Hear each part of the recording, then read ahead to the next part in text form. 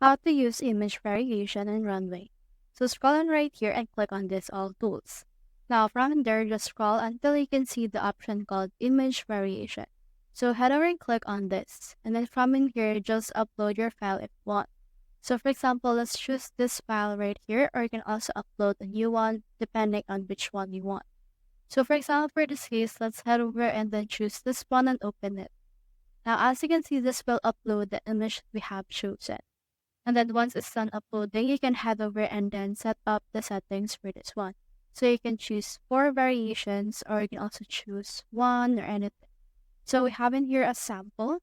So we just put in here this 4. Click on this generate right here. Then once you have done that, this will generate 4 variations for this particular image. So let's just head over and then wait for this right here. As you can see, it's still generating. As you can see, it has generated us this 4 different types of image.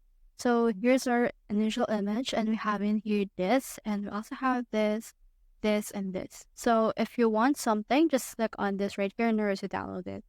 So that's how you use image variation in Runway. Hope we help.